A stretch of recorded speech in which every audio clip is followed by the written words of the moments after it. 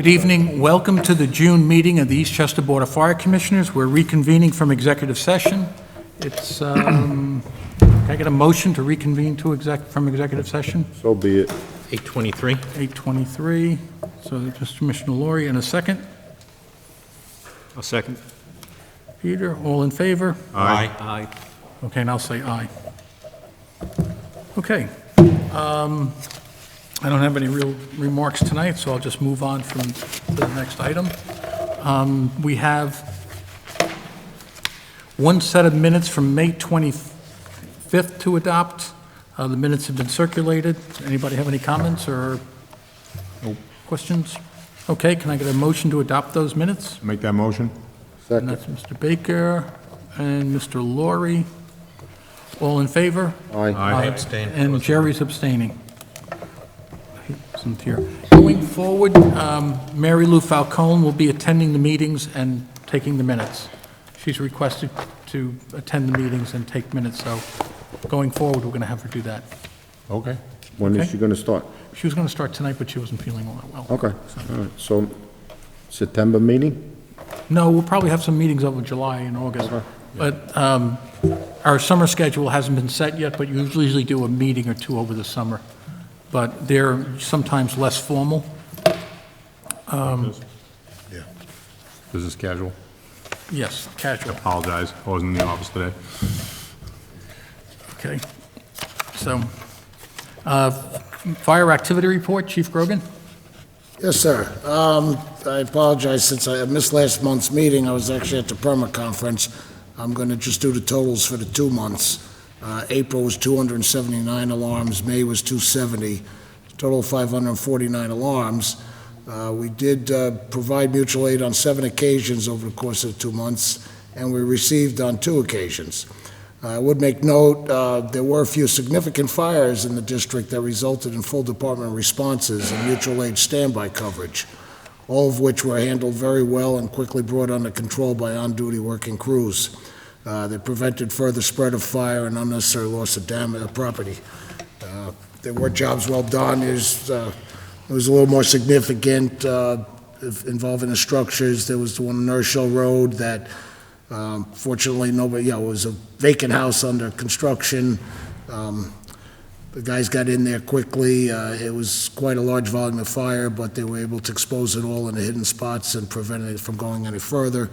We had an early morning dry fire that turned into a full laundry room in the basement of a house. Fortunately, the residents were awoken in time and there were no injuries to report. But again, our new Captain Pinto did an excellent job with that, with his crew.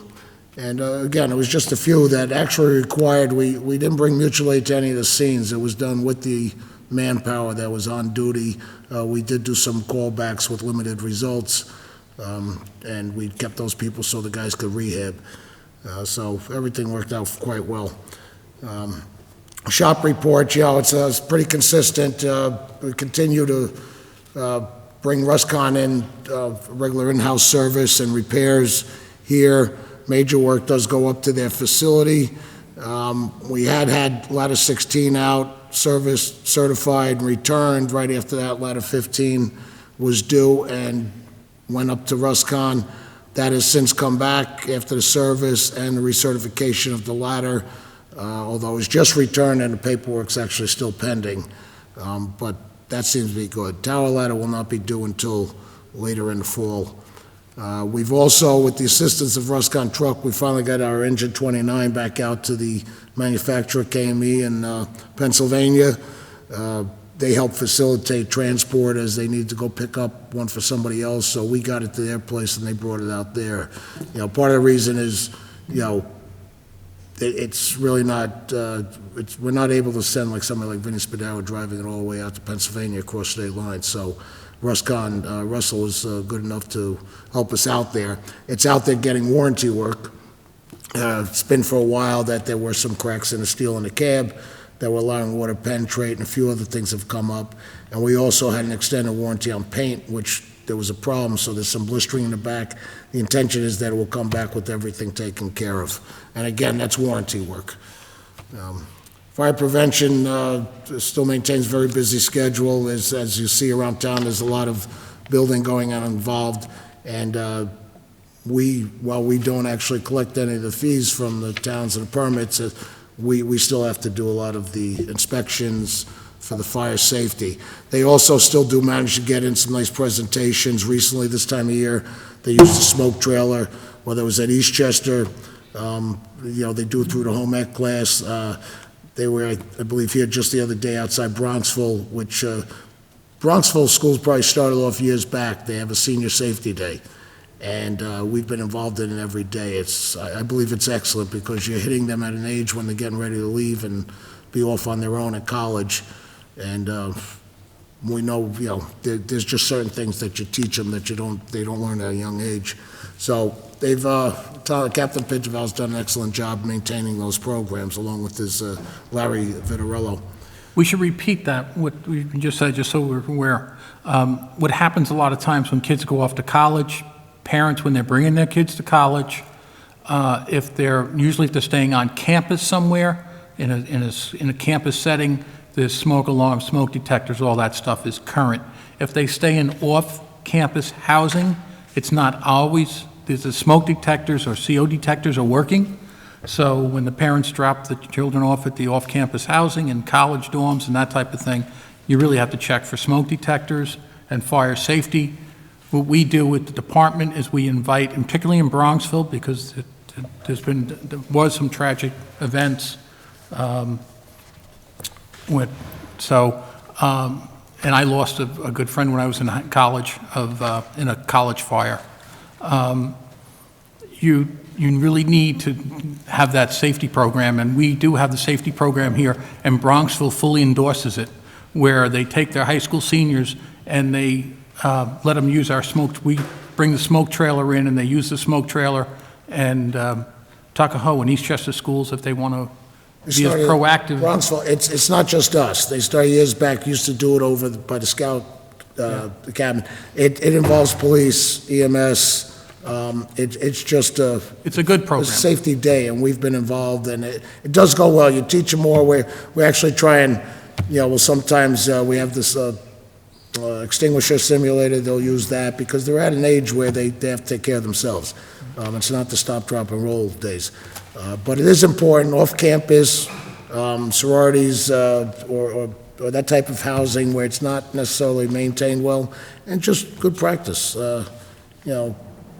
They're teenagers off on their own for the first time, so you just try and say. I will make a note, I did just recently read a report as the college season, the year is ending. I believe it's the first year in many that there were no fire deaths at colleges this year. So the message is maybe getting out there from those past tragedies. We just finished, also, I know everybody's concerned. It does seem we've got a better rapport going with the Eastchester School District, their new administrators. Captain Pinterville and Larry were able to do follow-ups about a month ago, and most everything from the past was cleared up.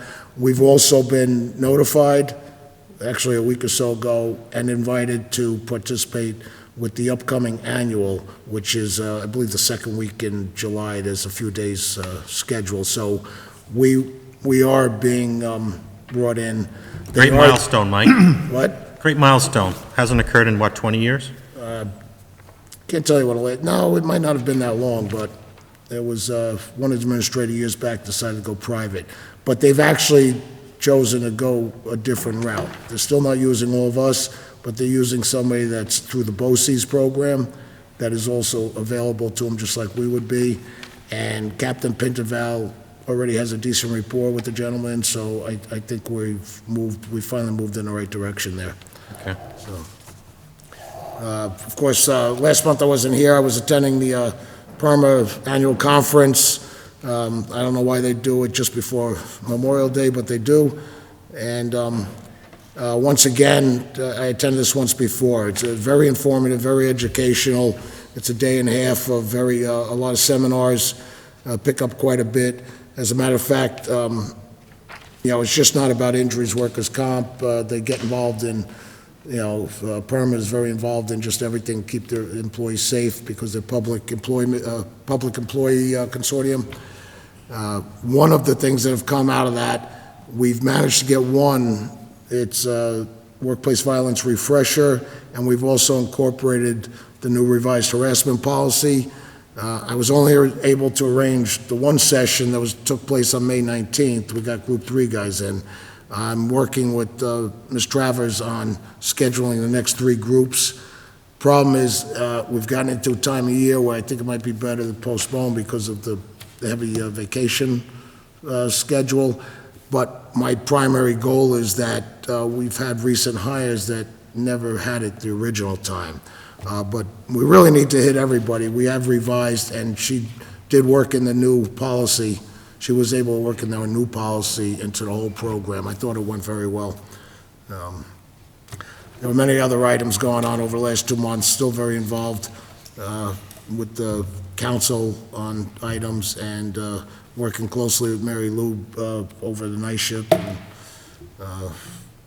just one thing after another. So I'll just end with, we're at that summertime. We have 4th of July coming up next month. I would strongly advise people, go see your fireworks at a professional show. Don't play, too many accidents happen with them. And just continue practicing safe grilling, keep them away from the house and well-maintained, and hopefully everybody has a safe and healthy summer. Okay, thank you, Chief Grogan. Treasury's report. Ms. Hasstrom. So similar to last month, this month you were presented with the financials in a few different formats for comparison. This was something that was requested at the April meeting, so I don't know if now that you've had some time to digest, is it what you were looking for? Is it too much information? Is there any kind of feedback on the reports, or just keep them the way they are? They look good. I like them. Good. The only feedback I had is if we can put them in that shared folder, and maybe you don't even have to send them out, just give everyone an update and they can all go and see. Yeah, sure. Yeah. That works, okay. So we'll do that going forward. I'll just send out an alert when they're ready for you to view, and they'll be saved on the drive. So currently, remain in a surplus position on the budget. Part of that is related to, we were conservative in the budget last year and anticipating that there might be some lag time on some of our tax receipts. And luckily this year we did receive everything on time. So part of the surplus you'll see is really related to a timing issue. And the rest is, again, just, some of the timing of some of our expenses, as well as the CERT requests have not been as high yet this year as anticipated. We did have one large one in this group that we'd been anticipating since January, but otherwise they've been on the lower side. What we're looking at right now to talk about is, Chief mentioned he was at the PERMA conference. We are renewing, our year starts July 1st, 2016. Our insurance broker did go out to bid. PERMA was very competitively priced, and it's also been very good service. So for consideration at tonight's meeting is payment of the invoice. We have certain options. The last couple of years we've paid upfront to take advantage of a 2% discount for making that full upfront payment. There's been some discussion this year about whether we want to make the payments over time, foregoing the discount, just for other reasons, just a risk management. I think as of earlier today, we were in agreement to go ahead and move forward with making the upfront payment, unless there is any additional discussion on that. Well, we basically, if we make the upfront payment, we save $8,465. That's right. Which is a 2% earnings. We don't earn 2% on our bank account. We take some counterparty credit risk to PERMA. Right. But PERMA insures about 500 municipalities workman's comp. Workman's comp is a losing business for most insurance companies. And that's all they do. That's So. all they do, yeah. So I think we're relying on the fact that New York State will come in to their rescue if they really get in trouble. Yeah. Yeah, I think we should probably just do like we did last year, make the one payment and move on with life. Anybody else agree or disagree, or? How many citizens in Eastchester do you think? So we'll do that resolution in a few minutes, Jamie. We'll have that resolution marked to do in a few minutes for, and if we do the discounted number, I think it's $446. I think that's the amount due. Yeah, that's right. We're getting charged. And then we had a couple other items, so and with the PERMA, we got a competitive quote as well, the broker shop for 2 quotes. Yes. And I think he was fire districts did he use, or Mike, do you remember? There's fire districts of New York, and then there's also the state insurance fund. Yeah, there's only 3 choices. And we checked with one other. PERMA happens to be particularly good for us as far as the way they adjudicate claims and process claims. And we've had a very good experience with them as far as just overall our risk management has been reasonably good. So we're starting to look good with them. And the rate is pretty much the same as last year. It's almost identical to last year. That's right. Right, and they do provide a lot of other services that we're just starting to utilize. They've added over the years, being that they're a consortium of public entities. That is a big plus with them, and they were right in there with the price anyway. Right, so if we could do that resolution right now, if you gentlemen want to do it. And Jamie, just here, if we could pass a resolution to approve the offering by Arthur J. Gallagher Risk Management Services to renew the workman's compensation insurance with Public Employees Risk Management Association, Inc. for $433,446 to be paid in one payment by the effective date of July 1st, 2016. It's a one-year policy. Would somebody like to make that motion? It's a tie. Who wants it? Whatever. He's closer to you. Jerry will make the motion, second by Commissioner Inkledon, and I'll poll the board. Commissioner Laurie? Aye. Commissioner Baker? Aye. Commissioner Inkledon? Aye. Commissioner Napolitano? Aye. And I'll say aye, so we can send the check to PERMA and get that moved on. That policy comes up every year, July 1. While we were in this discussion with the insurance broker, our general liability insurance always comes up January 1, which is a really impractical time of the year for us, because you have a new board member starting January 1 normally, or it's the board's turning over, and you may have less time to focus on it in December. Your general liability insurance, December tends to be a busy month, and so we can change that policy to a March 1 or an April 1 policy and have it come up every year in April, rather than have it come up every year in December. I think it makes more sense to move the date. Concur. I mean, it's in the first quarter, roughly, and there's less going on. You caught your breath, the holidays are over. Right, and he can predict for us because in October, we do our budgeting. Right. And the policies have been pretty much stable, so it's not like they go up and down a lot.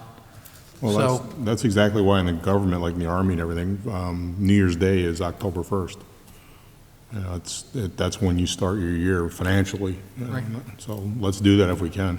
Okay, so all in favor? So I'll ask him, Jamie, we'll think about a date you want to pick, and we'll tell the broker to make our general liability insurance end on that date. We'll extend the existing policy a month or 2 months or 3 months, and then we'll roll over from there, and it won't be a 12/31 like it is now. The other items I had to discuss this evening, we are finally closing in on signing the contract with Ceridian to move to the online platform for processing payroll, which will be much more efficient. It will give the employees online access to their records. We've been talking about it for a while, so just as a refresher, cost-wise, other than a one-time setup fee to implement the program and have the training on it, it's comparable to what we're paying currently. It's just kind of an easy upgrade that we can make at this point, and then consider. They do have other platforms we could consider in the future, getting into time recording and other things like that. But this is kind of a good first step. So I think we are closer to being able to sign that contract. Well, currently, we don't approve the existing, we've been using Ceridian for about 20 years now, and I think it's in the $6,000 range we pay them a year to process this. So I think it's your discretion if you want to move to the online platform, and people can correct me here but if you want to move it to the online platform, simply move it to the online platform. I think that's in your discretion to do that. Great. Fair?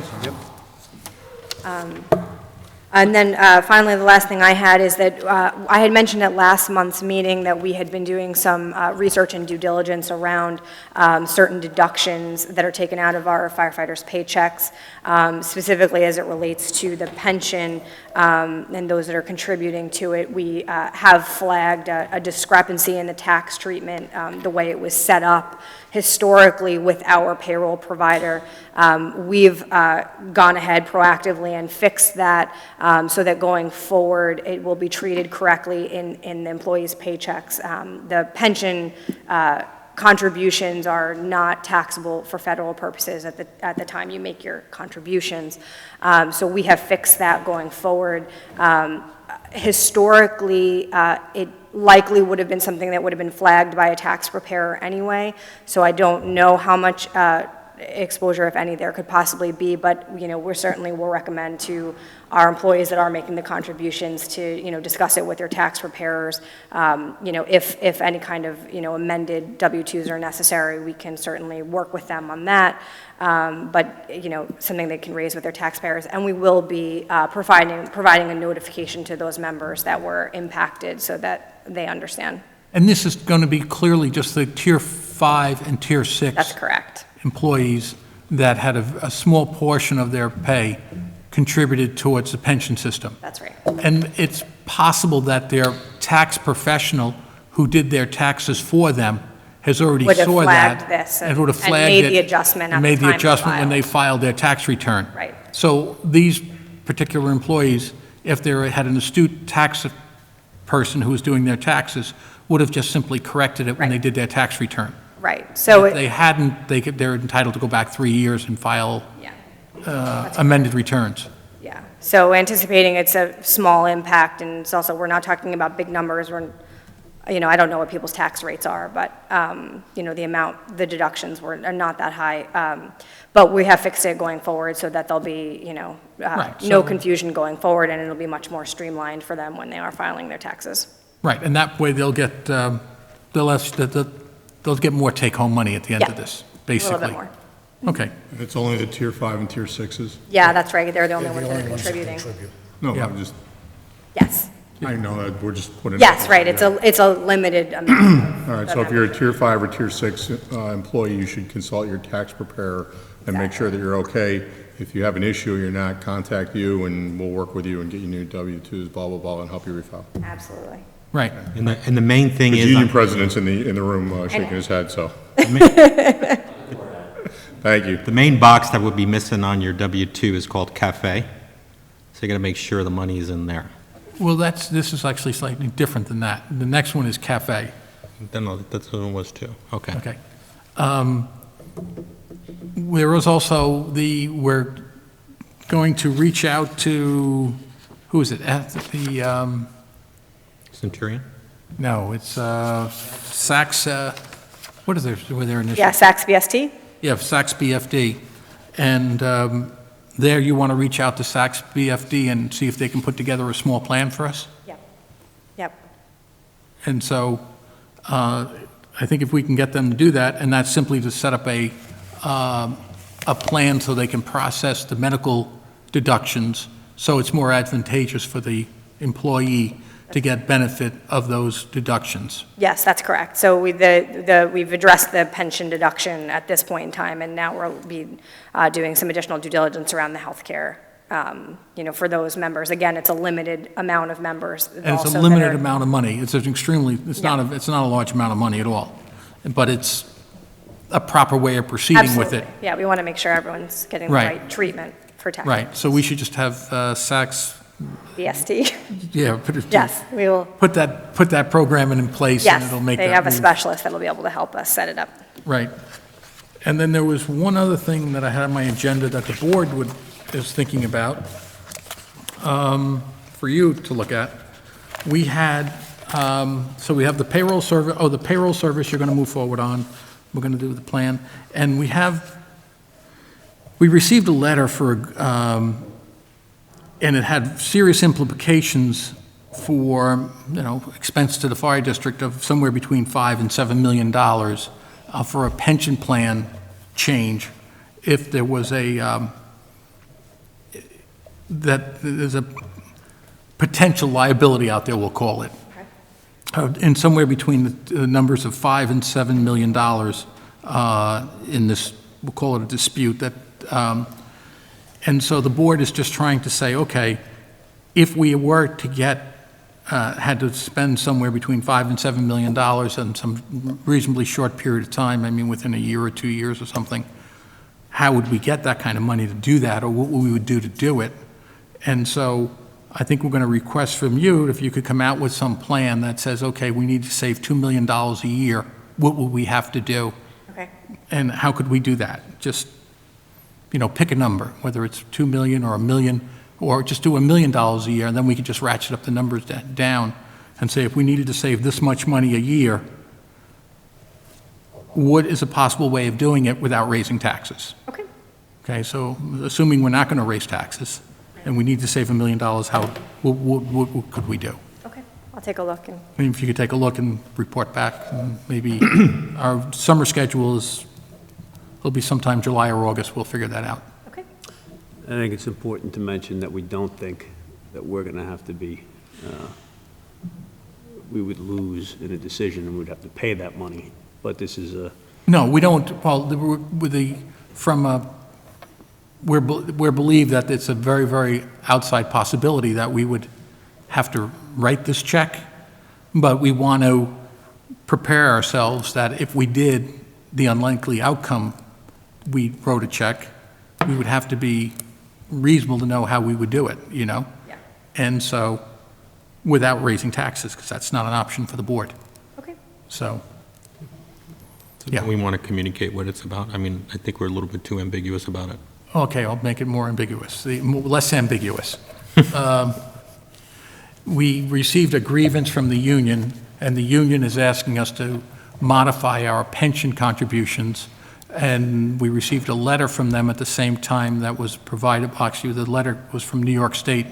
It was addressed to the treasurer, and it was laying out if we wanted to change our pension plan to match this to as requested by the union, the cost would be come in somewhere between 5.7 and $7 million roughly. It was 5.7 if we wrote the check tomorrow. It was 7 million if we did it over time. So it would be in our budget 16 million. So 7 over 16, I think, is like 40%. So it would be material, and therefore it would have a material impact on our operations, our manpower, our staffing, number of houses, and all that kind of stuff. So we'd have to think about how would we do that without raising taxes?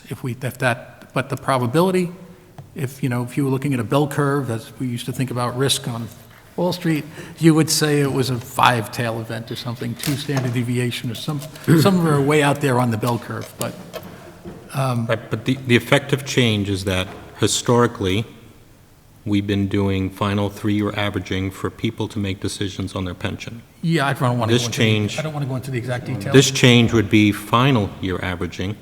Yeah, I don't want to go into all the exact details. I'm just saying the letter I stated. mean, we're too ambiguous, Dennis.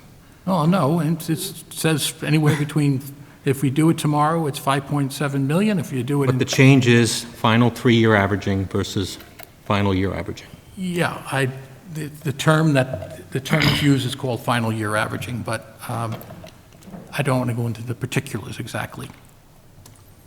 I just want to know we need to have a game plan, some game plan that I know, but says- we're in a public meeting, we can't be ambiguous. Sorry.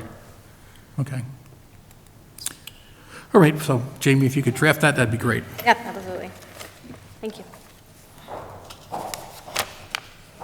And anything else, Jamie, that I have? I don't have anything else. That's good. Thanks, Jamie. Okay, so we have committee reports as career firefighters. Mr. Baker, Mr. Well, other than what was just mentioned and the fact that we heard which is on the agenda, a grievance appeal, which I won't go into because it's not something we do in public, but we heard that. That was fine. The only other thing was Commissioner Laurie and I stopped by the ICS fair, was it a week ago? 2 weeks ago? I don't remember. I'm sorry, I was away in the 2 weeks ago. I was here.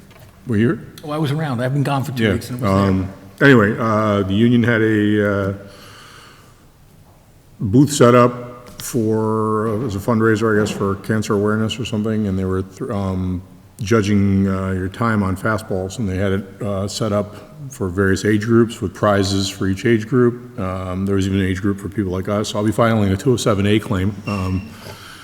I threw my shoulder out trying to ramp it up a little bit. Now I realized why I play first base. I'll leave it at that. But I spent an hour or two there with the boys. It was a great event. The public loved it. My compliments to the union guys. They did a really great job, made everybody feel welcome. And they're really going out of their way to get people to participate, but also to get kids involved. And a lot of people came up to me and complimented me after it. So it was a great job by you guys. And I'm not going to say what my score was because it really sucked, but it was a good job, guys. Hate it when a 12-year-old. Jerry, anything? Yeah, when a 12-year-old beats you. No, career. Anything to add? No, nothing to add on career. Okay. Volunteers, Commissioner Laurie? I just want to thank the board for the use of apparatus from North End Hose and with Lieutenant Baker and firefighter Stuppel on. We had the flag burning ceremony at the American Legion on Tuesday night. It went well, and like I said, thank the board for that. Also, my thanks to the chief also.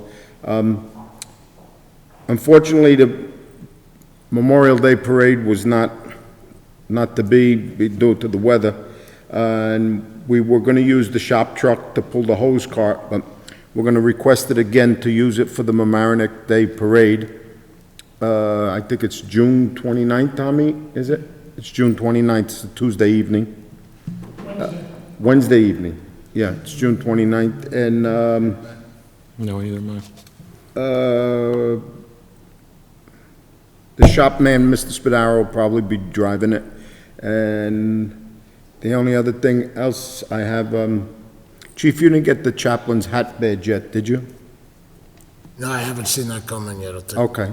Other than that, that's it, and won't see nobody else, but have a happy and safe 4th of July, and that's all I have. As far as having the rig go out of town, 2107, it's 2107, right? No. Shop truck, what is it?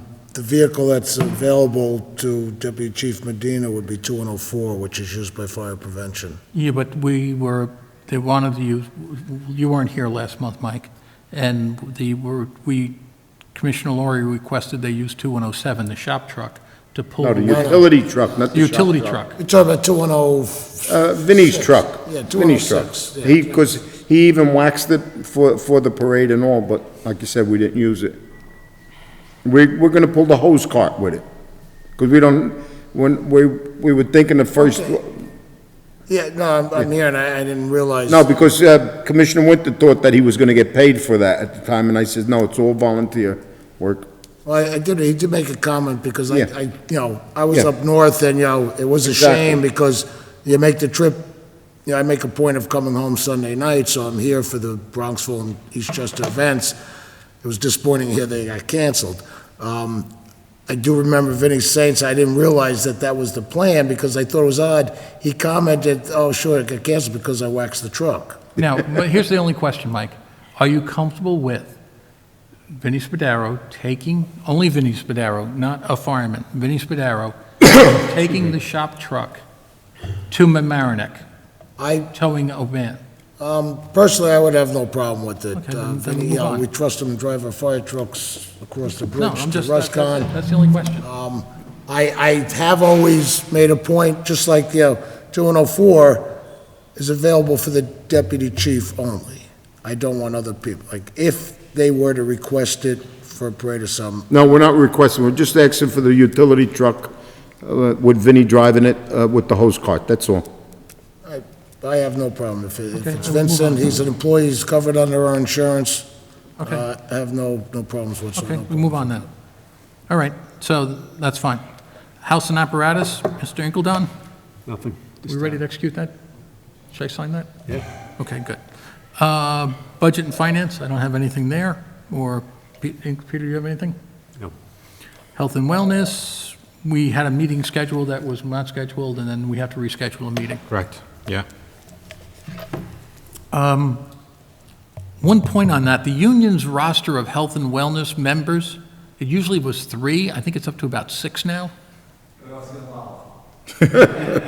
How many But run you that? set the committees. Well, what happens is everyone knows available. You know, so we try to accommodate, like, we're 3 guys, whoever's available. Okay, because we'd like this, First, smaller, well, it's just easier to coordinate a meeting. I think the last meeting didn't get coordinated because it's just too many people to figure out who to invite. also we can put the pair down, so it's easier. Yeah, then we can, Or just give me the key people to notify, because we put it on the department calendar, it was all there, and then I don't know what happened. And I saw that there was, I think, with you showing up and no one was. Yeah. Okay.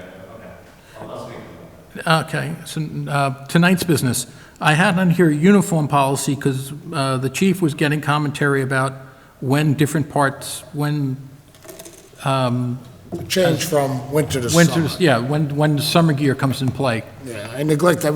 I started realizing, years back, they used to put something out in the spring, something out in the fall, and I had put out a general policy a few years back that pretty much stands, from this period of time when they change. All of a sudden, there was some issues, and then it dawned on me, we really should have a proper uniform policy adopted by the Board of Fire Commissioners. Okay, And I'd like to be able to write it up. I thought I'd have a lot done, but still playing with this computer. But write it up so that it's a standing policy adopted by the Board of Commissioners, and we avoid this going down the road. yeah. It will spell out what is uniform, when you wear winter only, when you wear summer only, and in between, and what is optional around the station. That's fine. So I suspect I'll have a full policy. I know we're trying to clean up our policies. We're trying to do a policy or 2 a month. Every This month is we want to something do a that I think policy a it's month, so. appropriate. Some departments have it multiple pages in the contract, and it spells out even what buttons they use. We're not going there. But we're going to set, here is the uniform, and these are the timeframes, what's appropriate, and we'll get back on track with that, so. I'll look for that for you in next month's meeting. Right. Okay, the next item we have is volunteer firemen. We had the assistant chief contact a lot of the volunteers that we had on the index cards, because last month, Mr. Vichy was saying that the list we were using was not accurate. Well, it wasn't very accurate, and so, but we're having a hard time making it more accurate. So, Jerry, you have something to add on that? Oh, I mean, we have the list, we can share it. I went in and I helped the assistant chief the other morning for about an hour. I was helping him. Then I had to get back to work on who was around town, who passed away, who was non-existent. Okay. So what the goal is to see what you end up with the list, and then we send letters. Yeah, okay, yeah. Okay, so that's that. So, but once we get this list, what is it that we want to do with it? Let's just talk about that real quick. Clean Well, up, you're gonna, We're going to clean it up, right? clean up the rolls. Clean up the rolls, notify the right determine people. What potential active volunteers we have, and maybe get them back on track. Okay. I think, to me, the goal is to find out who is potentially truly an active volunteer. Not just, I mean, yeah, there's social people, you can't expect to do it forever. My goal would to see a true reflection of an active, available volunteer response. Not just those that are still around socially or whatever. I mean, I have no problem, they want to remain socially, or they can still come, even with exempts, they can still come and take part in their affairs. But we need to know, do we have 6 or 8 able bodies to help out? Plain and simple. And within the first few minutes of a call, not a half hour later after. right, we have to find out how many able bodies you have and how many we're supposed to be insuring. We just renewed the insurance, and I think there's $18,000 worth of volunteer work. Your concern is the insurance, my concern is putting out fires. Yeah, okay. You need the money to I pay. think our concerns are both, but yeah, No, I know it. I know what yours are, yes. Okay, so, So that being said, I mean, we got 18K in workman's comp that we associated with the volunteers. The other thing that I think maybe we should look at if we're not going to move forward is, so we're paying a substantial amount of maintenance on our radio tie lines to maintain the paging transmitter that no one uses. Mike is actually the only one who carries a pager, right? Well, So Yeah. we have tie lines that we're paying for, Well, you gotta realize that. from 60 Thailand- Control, hang on, from 60 Control back here to Eastchester, and then there's the backup tie lines that we have to the backup transmitter site, just for your one pager. So if we don't have any volunteers No, that it's are, actually our dispatch. and in-house the Knox box, the Knox No, the box. in-house dispatch.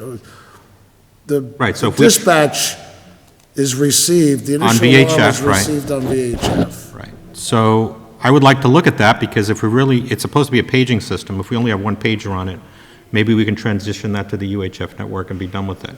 We would probably save, right now, we're paying $3,900 a month in radio tie lines. We could probably save a third of that by discontinuing the service to the paging transmitter. We have tie lines for both UHF and VHF. At a cost of $3,900 a month. Well, it's a big part of that phone bill. Right. It's not all, but it's a significant amount. I $3,400. know we've talked about using, was like microwave or something and limited. Right, but what I'm saying is, It's limited because of the line of sight. the only thing that's on the VHF network is the in-house page, It's also a backup. the Knox box. It's backup, it's communication. We don't have VHF radios. They're In the every- mobiles we do, but we every don't have apparatus. portables. No, we haven't maintained the mobiles, but the apparatus, that is a backup communication with 60 Control. Are there other options? Sure, but I would keep in mind, one of the things I went through when we had our ISO review last year, they put a lot of weight on redundancy and backup radios. And I think we did better than some departments because of that. So we have where's our backup UHF transmitter? UHF, well, the VHF is actually acting as a backup to the UHF. All right, so what we'd have to do There's also is, different transmissions. right, we could do a backup UHF and get rid of a couple tie lines on the VHF. Something to consider, because if we're not going to use paging for any of the volunteers, I really don't want to incur that ongoing cost of $3,800 a month for no We can reason. reduce the one frequency dispatch on, just get another frequency on the UHF. I mean, that sounds, So- pretty major. This really this really stems from the fact that if we are going to identify volunteers, how do they know when to show up and how to show up?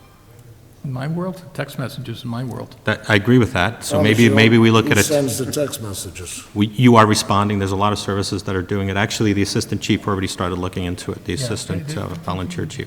Anything that was used 20 years ago is not going to be used today. So, I mean, that's what boggles my mind the most about the volunteers. If we have active members, show me the members who are carrying a pager. I don't see any. Out of all the months that you guys have come up here, not one of you have come up here with a pager on their site, so how would you even know to act or go to a fire? I don't know.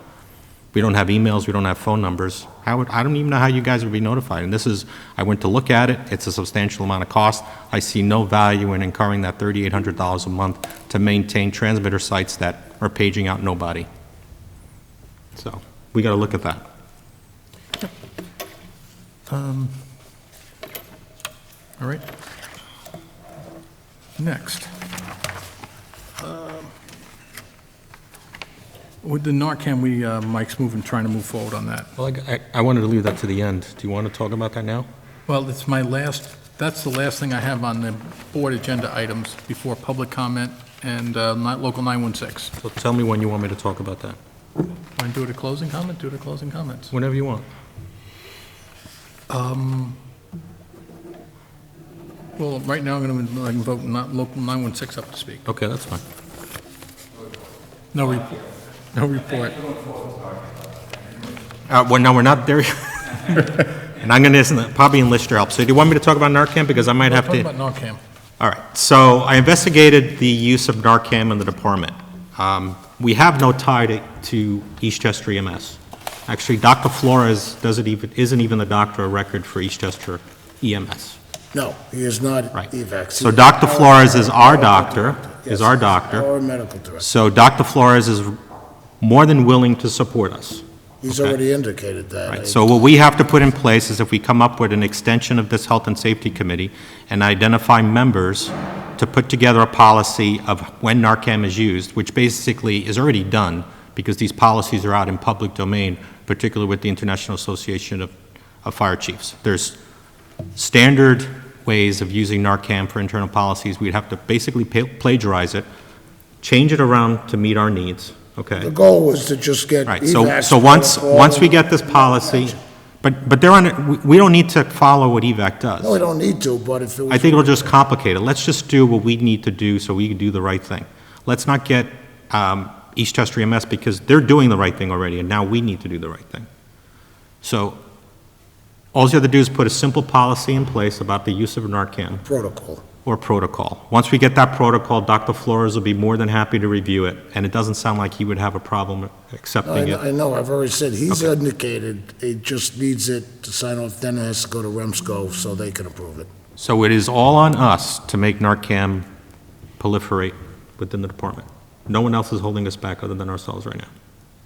Okay? And while we're at it, I think we should also look into the use of EpiPens. The department doesn't carry The EpiPen, I EpiPens. was actually pushing before. Supposedly the delay was there, they're getting away from the pens and they're going to a metered administrating thing that we were gonna... Yeah, EpiPen is very expensive. Actually, Narcan Well, you is also very, have very to- inexpensive. Problem with EpiPens, it's not a one-size-fits-all. Yeah, it's a different, yeah. Narcan is pretty much, won't hurt you, even if you aren't on opiates and you take it. But Epi is a little bit different. There is a much stronger protocol that we would have to They're trying follow. to change, that's why they're going to where they can use a meter rather than carry multiple sizes. Right, but doing that, then the pens are about $1,200 a piece and they expire every 6 months. So we'd have to consider that from a budget perspective. Right. Narcan, the actual cost, I've actually made contact with some of the... So Steve, as part of the committee, I want to see if we can identify some key members to help write this policy, be champions of it, own it somehow. I'll drive it. We'll get it to Dr. Flores, and we'll make it happen. All right, I'll contact them, but to talk about more about EpiPens, I believe in Bronxville alone, they have 75 designated pens for their students, known students. They claim that there might be others, so I'm sure the other schools have probably the same amount. So it is something we should probably be looking into. Yeah. The, We should investigate outfitting, yeah, correct. And what Narcan is, we're talking about Narcan, the average person at home is not aware what that's for. If you have a heroin overdose, if someone overdoses on heroin, and heroin use in the United States is up something like 5-fold, 10-fold in the last 5-7 years because a lot of people get hooked on Actually, 100. they get hooked on heroin after they start taking Oxycontins and the opiate style. It's getting a lot of press lately. And the only quick antidote that first responders use is there's a spray inhalant called Narcan, and that will reverse the effects of heroin rather quickly and sometimes save lives. It's problematic saving the life of someone who's overdosing on heroin just because of the nature of that call. But, yeah, the Narcan does work, and it's a national effort for people to use it, or first responders to use it. The only thing I would say to Eastchester residents, if you think it's not in your community, think again. It is. It's a HIPAA requirement that you're not being notified, but we do have this issue in our community. Whatever we can do to make it better, I think we should do our due diligence. Even if we can go it alone, shouldn't we kind of coordinate with EMS for procurement purposes, maintaining, like I believe there are minimum amounts that you need to buy in order to get government rates. There's, lifespans on the drugs. Somebody's got to monitor that. It has to be stored at certain temperatures. And since they're already doing it, it would seem to me that it would be easier on... Well, that'll be part of all the training, so that's kind of where the team's got to come together, decide how many Narcan injectors we need, what rigs. We're then going to have to decide on who's going to monitor it. We're also then going to decide on procurement, so that'll be part of it too. Or just give me a which the yellow. county already supports, so. You're gonna put, to me, it would go on every piece of apparatus, because any one of them could go on EMS call. No, and I don't disagree, but let's just decide what it is, so. And from my understanding, you have to have it at least 2 doses available each time. You have to have a second dose available. So each rig, captain's car, you're gonna carry a minimum of 2 doses on board. Yes, now they have the nasal inhaler as opposed to the injector, and, you know, like I said, I already made a contact to the guy who supplies evac, and there is specific government pricing that we'd make sure we would be getting. Yeah, and then we have to decide on the training of it, right? Whether we're going to do it internally, leverage the county, The or training would contract. training would have to come from a certified state instructor. In our case, through KNR, it would be Donnie Dearborn Okay, who would Okay. come in and present. Okay. all right, so we're good there. Although, I'm not sure if Dr. Flores could actually do the training. I don't know if. He won't have the time, I'm sure. No. The only one I would think No, is it maybe would Mark. most likely be. Mark next door might be able to do it in Eastchester EMS. Yes, I believe he is. So he could do it as well, so. Move on. All right, we're good there. I think we're good with We do Narcan. have a person available.